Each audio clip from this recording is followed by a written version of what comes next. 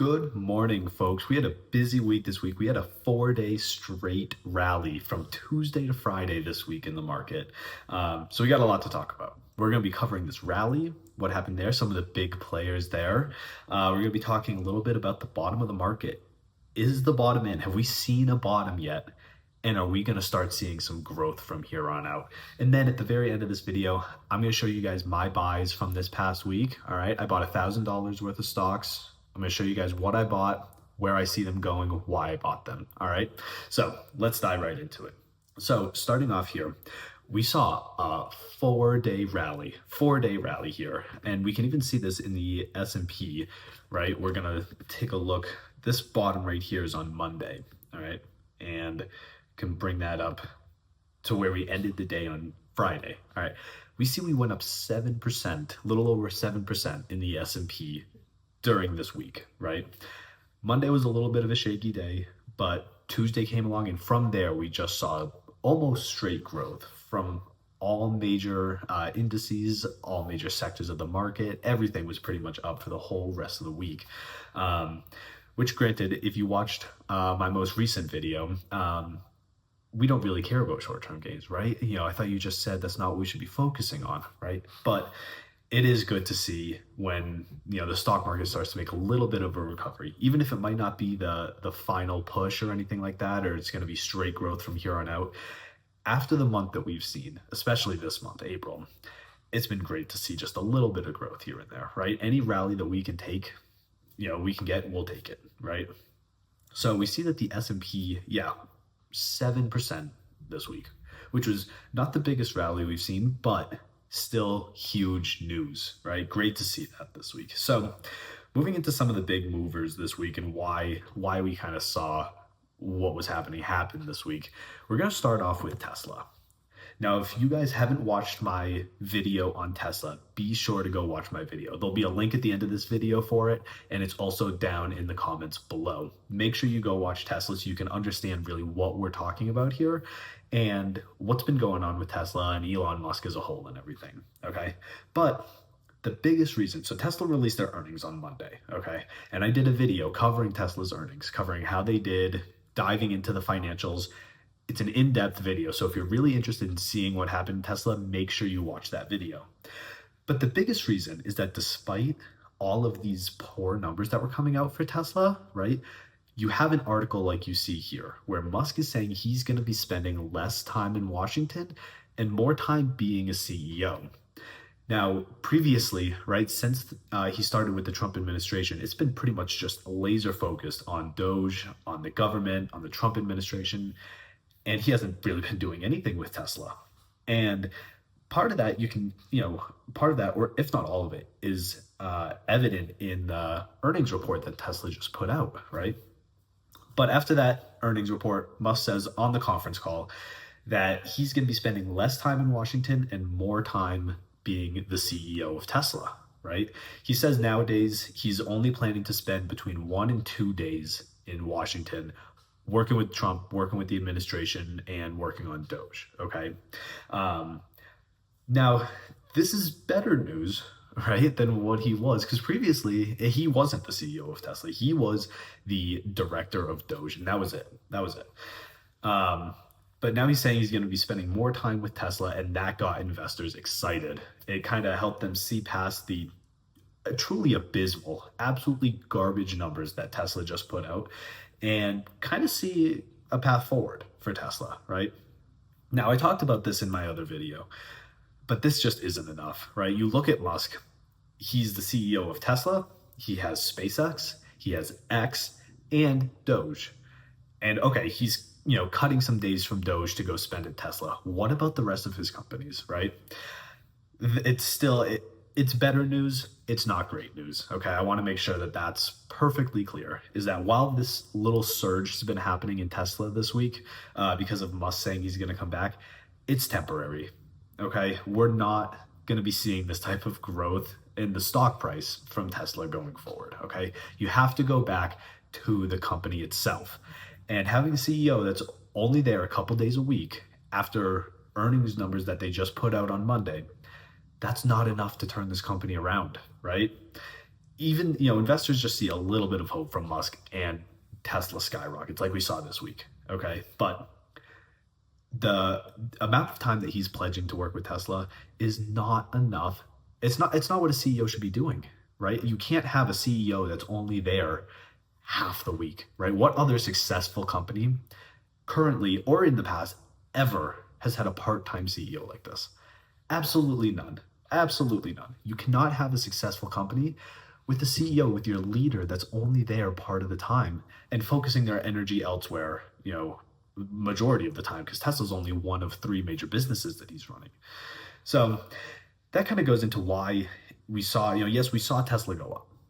It's mostly because of Musk saying he's going to cut down on Doge, and that caused some short-term excitement. Okay. That doesn't change what the company just put out for earnings. It doesn't change that last quarter they were down too, right? It doesn't change the fact that they are trending downward in almost all categories of their business. So that's huge. Again, don't take this short-term rise in Tesla stock price as a sign that Tesla's doing well. It is absolutely fundamentally not doing well. So don't let this, temporary short-term news influence your decisions. All right. Next, we have Google. This is some actually big news from Google. They kind of carried the week when it came to earnings. All right. They reported their earnings this week, reported it Wednesday night, conference call Thursday morning. And it was an incredible report from Google. You can see here, they're talking about buying back stock. They're talking about extending their dividend, and they beat earnings estimate, which is huge. So first thing is that the estimate for earnings on Google for earnings per share was at $2.01, okay, prior to them releasing this quarter's earnings. It's exceeded that with $2.81 in earnings per share. Okay, that's up 48%, almost 50% from last quarter's earnings per share. And they absolutely destroyed the earnings estimate by close to 40%. So that was a huge jump from Google. And they also beat their revenue estimates. They were estimated at $89.2 billion, and they did $90.2 billion worth of total revenue. So they exceeded that by $1 billion.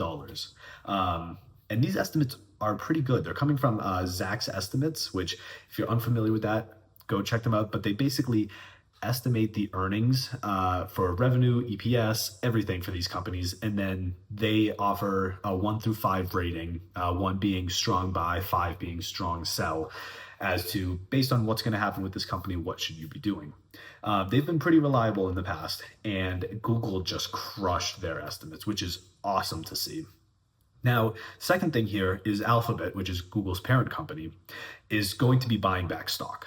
They authorized $70 billion of share buybacks after reporting, such strong numbers this quarter.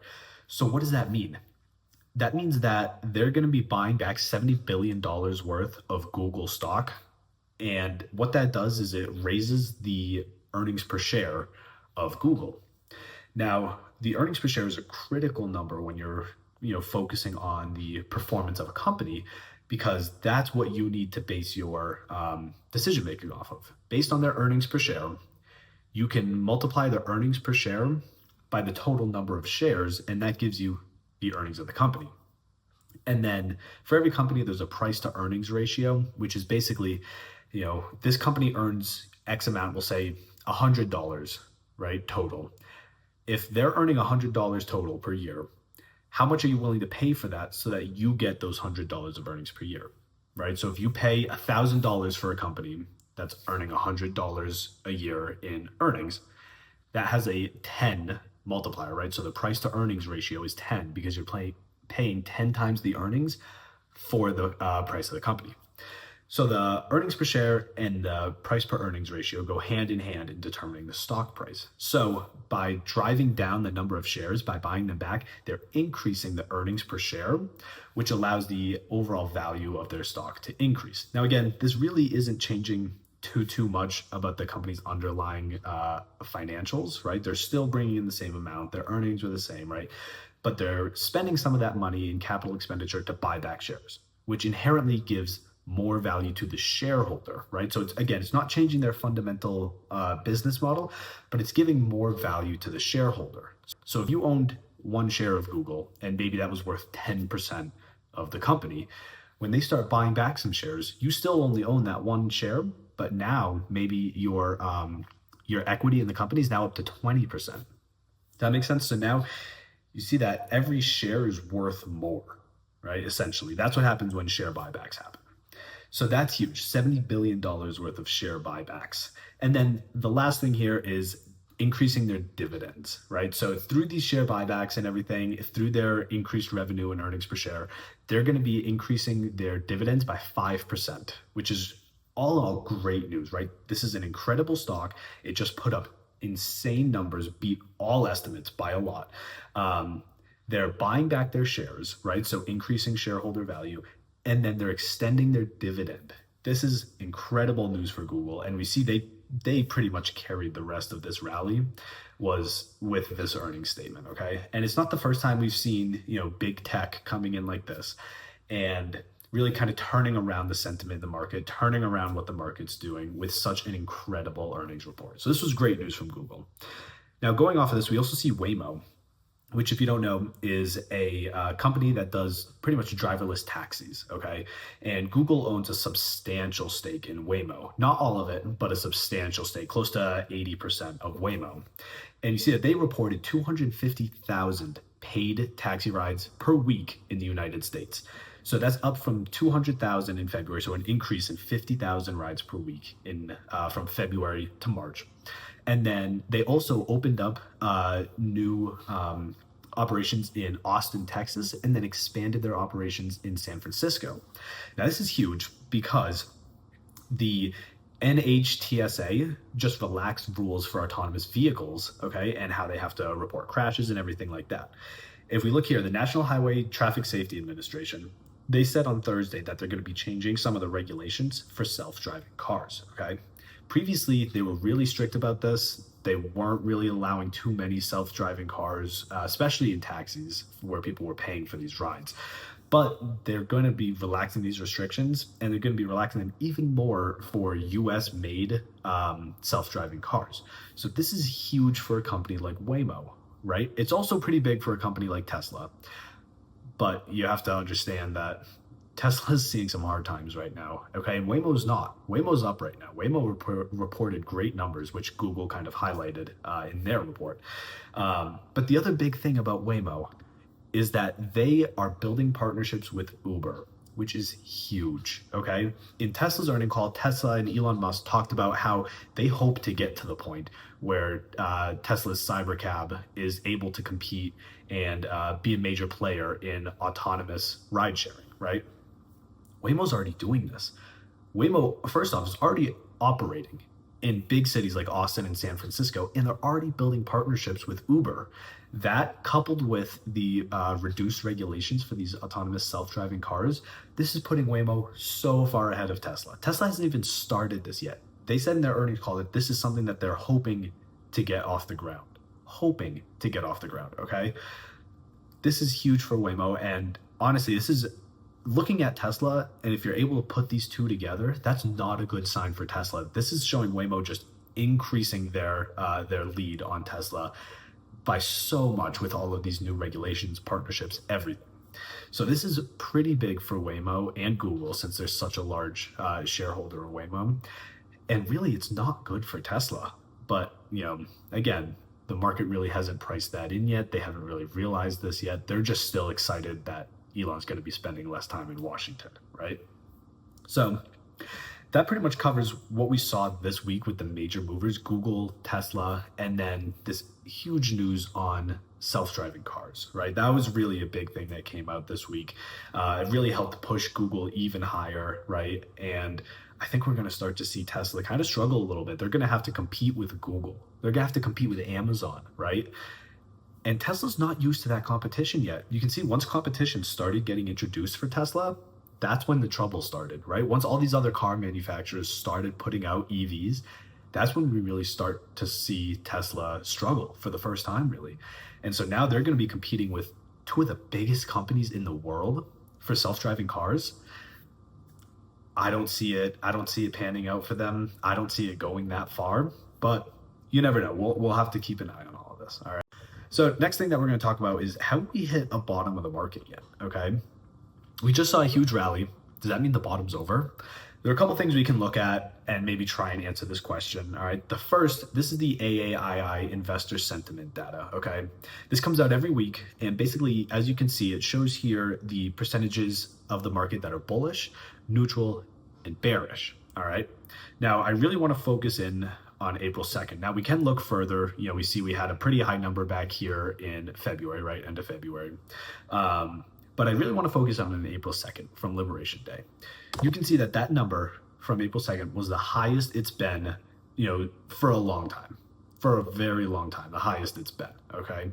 That was right when Trump announced Liberation Day, announced all these major tariffs, and we saw just the markets plummet, right?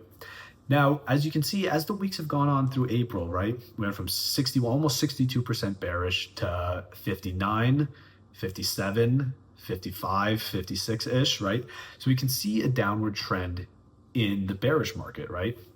Now we do see an increase in neutral and a little bit of a decrease in bullish, right? But you can see what's really happening is a lot of these bearish investors are starting to move to a more neutral position, right? We're having some, big tech earnings coming out, right? We had Tesla, although that was not great. We had Google, and then we have Amazon, Meta, all of these other companies, Microsoft, Apple, coming out later with their earnings, right? And historically, when we're in a rut like this, while the big tech companies usually do get hit harder during bear markets and when the market crashes, they can typically be the ones to help pull us out of these bear markets, right? We just saw outstanding numbers from Google, and we had a 4-day rally this week, right?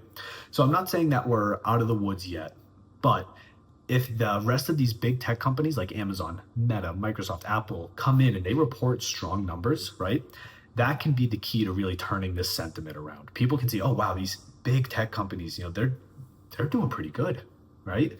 Their earnings per share are up, revenue's up, right? And it gives people confidence in the market, and that's really what we need in order to turn this market around.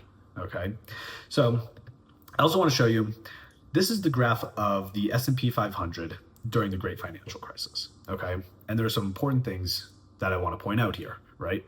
We can see peaked right around here. This was in October of 07, okay? And then we saw the major dip here in August of 08, right? Almost a straight line down to where it bottomed in 09, okay? Now, as we started to come out of this bottom, right, we can see several dips along the way, even some substantial ones like this, right? Another substantial one up here, but we see dips along the way, right? This kind of paints the picture of what a market recovery looks like, okay?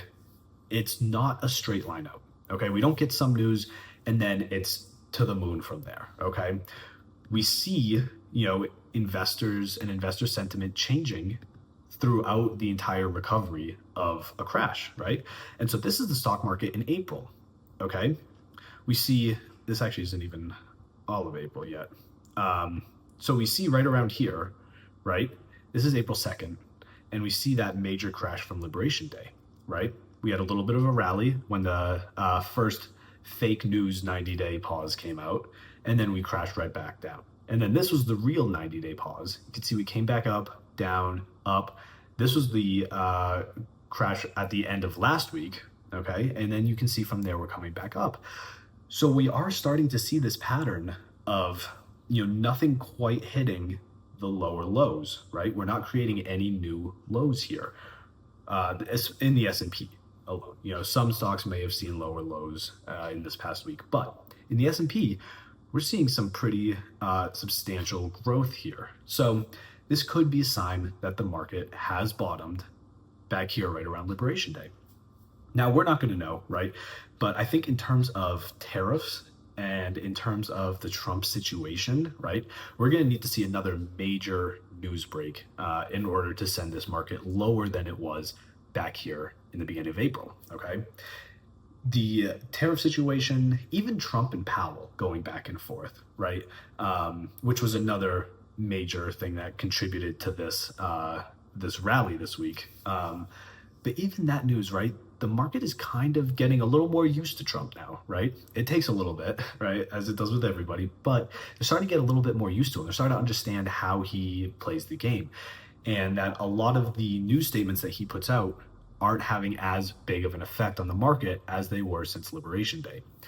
So in order to see the market, go back to where it was in April and even lower from that, right?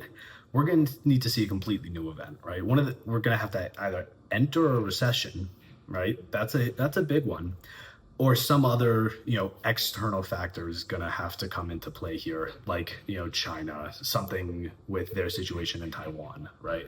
A new situation with Russia and Ukraine, right? Something new that the market hasn't already been desensitized to, because the tariff drama and everything, it's pretty much finished here. The market's priced it in.